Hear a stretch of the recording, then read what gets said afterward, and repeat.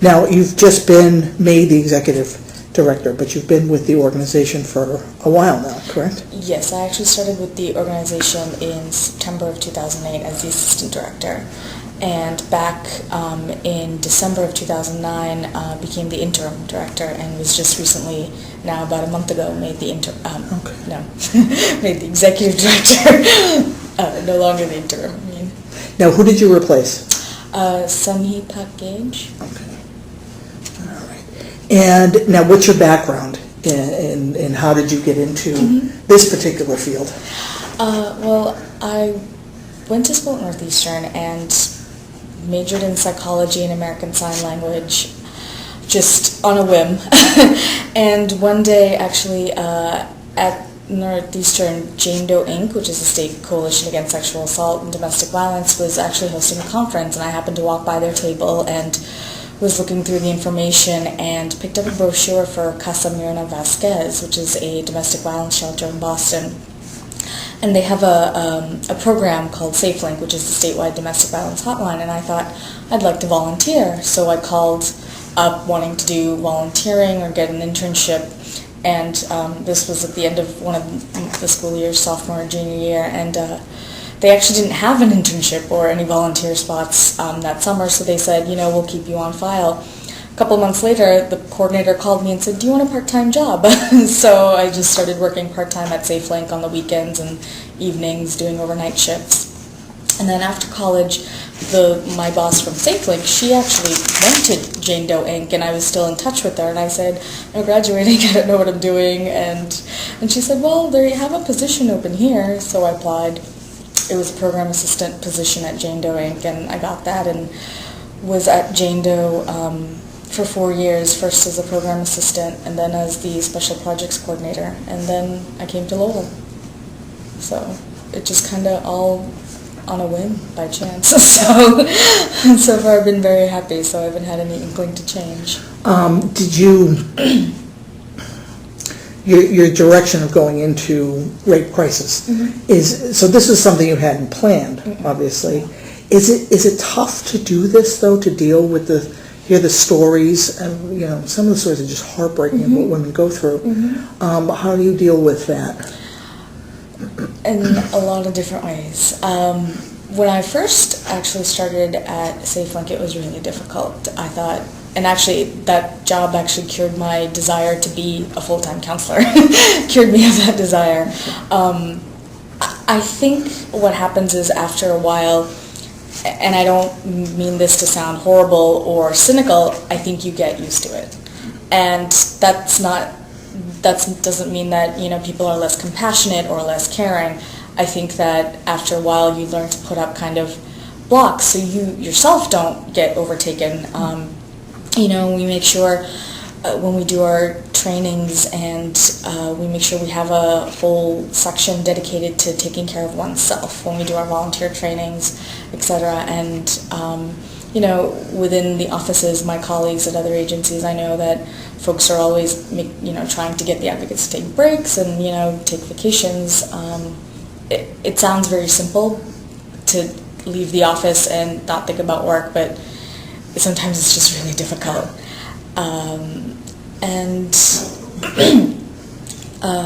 Me personally, it took a long time. Even now there are stories that still get to me, and I can't stop thinking about them. But I think that when you have a good group of colleagues like I do, and other sort of support systems, I think you can work through it. It's for lack of a better term, you do get used to it, but not in a kind of a blasé way. Why is something like a rape crisis, why is it so important? It sounds kind of like a stupid question, but why is it so important? Well, it's really important because, unfortunately, it's still a very, very prevalent issue.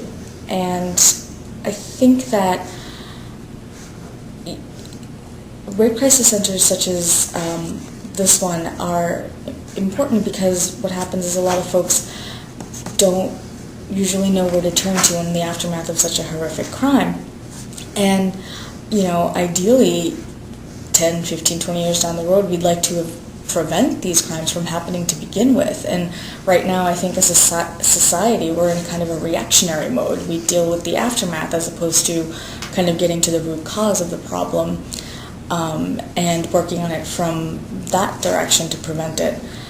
But, I mean, unfortunately, it is a very prevalent crime, and therefore agencies like ours see a lot of folks come through the doors. And, you know, and a lot of times I think that some folks who don't know how to deal, not that they don't know how to deal with it, but often resort to various addictions in order to deal with it. And then these are the folks you might see on the streets or, you know, in such positions, and then there's often another stigma attached to them that they're crazy or something. And you know, it's not unlike war vets that come back and who don't get proper care and who end up on the street. And I think that that's a huge stigma, and it's unfortunate because those are things that can be prevented with proper care from the start.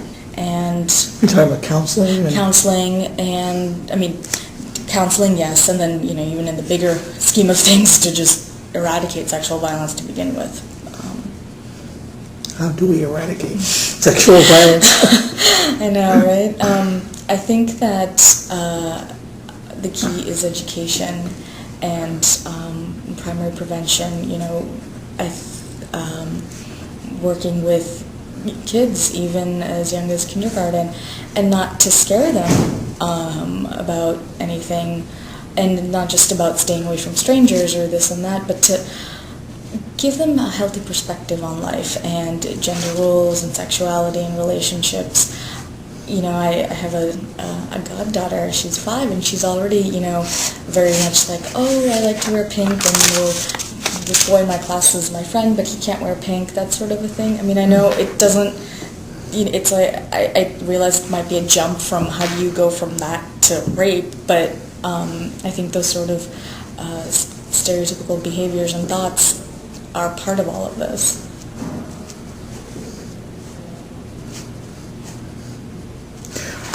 How many employees do you have working under you? How many? Right now, including myself, 6. 4 full-time employees and 2 part-time folks. Are they all counselors or? We have a administrative department, counseling department, and education department. We have 2 full-time counselors and one part-time counselor. The education department right now is a department of 1, and the other part-time person is an administrative assistant. Okay. We also have a great pool of volunteers that help us out with the hotline, and we have a 24-hour hotline, and they also take medical advocacy shifts. We'll go to Lowell General or Saints. If someone goes there to seek care, the hospitals will call us. We'll go meet them. Usually have like what we call a medical bag and change of clothes, toiletries, that sort of a thing with us if the person chooses to use those things. Okay. So we have a fantastic pool of volunteers. Actually, we just finished a training last week, so we have a new group of another dozen or so volunteers. Mm-hmm. Mm-hmm. So how many volunteers do you have? Right now, once this new group starts helping us out, active volunteers, I would say we probably have about 16 or 17. Okay. Mm-hmm. And are you one of the 6 full-time? Yes, I'm one of the 4 full-time. Oh, 4 full-time. Mm-hmm. I'm sorry, 6 total. Okay. Okay. Now, did the organization have layoffs a while back? How far back are we talking? A few years back. A few years back. I mean, have you come back from the really tight budgeting, and are you doing okay now, or is everything still a struggle? Well, financially, I think we're stable. Okay. But I think in the nonprofit world, it's always a struggle. Mm-hmm. We're stable, but of course, we could always be better than stable. Mm-hmm. As far as layoffs and such, when I first joined at the agency, there was this one particular grant that we unfortunately lost. The only, well, it's not really fortunate, is that it was kind of a clean break. It only affected one person in the agency, as opposed to having to figure out what to do. Yeah. But other than that, I'm actually not sure about the past. And how are you funded? Through grants and donations? Or? Yes, grants and donations from generous individuals in the community and corporations and businesses. What sort of budget do you operate on? Meaning? How much is your budget? Yeah. It's less than $500,000. Okay. Mm-hmm. We a couple of our biggest grants are government grants, Department of Public Health, Victims of Crime Act, which is actually not filtered, but disseminated through the Mass Office of Victim Assistance. Mm-hmm. Okay. And you can always use more volunteers, is it? Yes. And more donations? More donations, more volunteers. Okay. I mean, we have folks that help with hotline and medical advocacy, but we also have other folks that do other things for us. We've had people give us in-kind donations.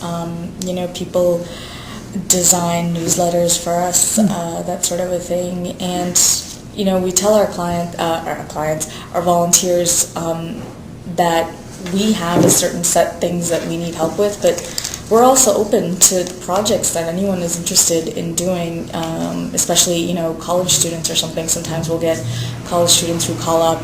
Actually, a couple of months ago, we had 2 students call us, and they were doing editorial pieces that actually ran in the Sun about the state budget cuts.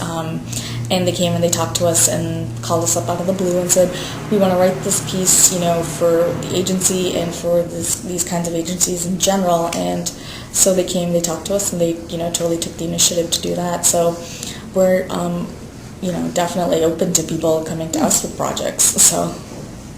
Okay. What is your goal or your vision as executive director? What do you hope to accomplish? Mm-hmm. Well, I have a couple of different goals. The first one is I would very much like to expand our services in different languages. I realize the various diverse populations in Lowell, and currently we have the capacity to serve folks in Portuguese, Spanish, and Tamil. I myself speak Tamil. I know there's a big Asian community here. What is Tamil? Tamil? Yeah. It's an Indian language. Okay.